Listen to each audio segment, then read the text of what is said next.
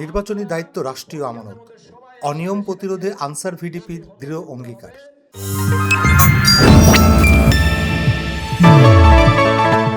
ত্রয়োদশ জাতীয় সংসদ নির্বাচন ও গণভোট 2026কে সামনে রেখে একটি অবাধ, সুষ্ঠু ও শান্তিপূর্ণ নির্বাচন নিশ্চিত করতে বাংলাদেশ আনসার ও গ্রাম প্রতিরক্ষা বাহিনী দেশব্যাপী যে সুসংগঠিত প্রস্তুতিমূলক কার্যক্রম পরিচালনা করছে, তারই অংশ হিসেবে আজ 5 ফেব্রুয়ারি টাঙ্গাইল জেলা স্টেডিয়ামে এক বর্ণাঢ্য প্রস্তুতিমূলক সমাবেশ অনুষ্ঠিত হয়।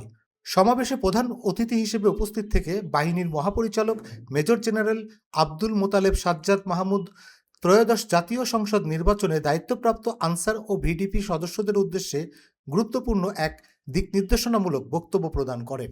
যে কোনো ধরনের অনিয়মতান্ত্রিক এবং অবাঞ্ছিত কার্যক্রম যদি কোনো ভোট কেন্দ্রে হয়ে থাকে, আপনারা ভোট কেন্দ্রের মধ্যে সবাই একসাথে সেটাকে প্রতিহত করতে হবে।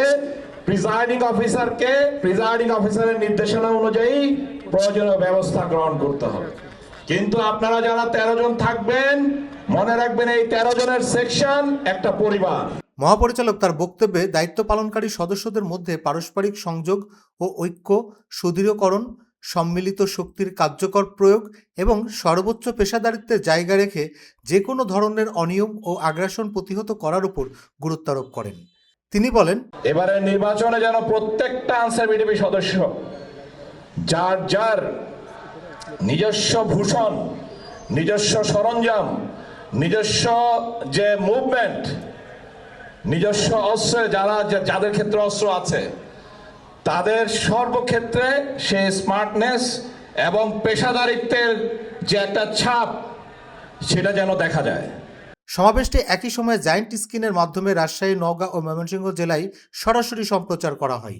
এসব জেলার দায়িত্বপ্রাপ্ত আনসার ও ভিডিপি সদস্যরা একযোগে মহাপরিচালকের দিক নির্দেশনা গ্রহণ করেন। এই সমন্বিত আয়োজন দায়িত্বপ্রাপ্ত সদস্যদের মধ্যে নতুন উদ্দীপনা, আত্মবিশ্বাস ও দলগতভাবে রাষ্ট্রীয় দায়িত্ব পালনের দৃঢ় প্রত্যয় সৃষ্টি করেছে, যা অনিয়ম ও অপচেষ্টার বিরুদ্ধে আপোষহীন অবস্থানের প্রতিফলন ঘটিয়েছে।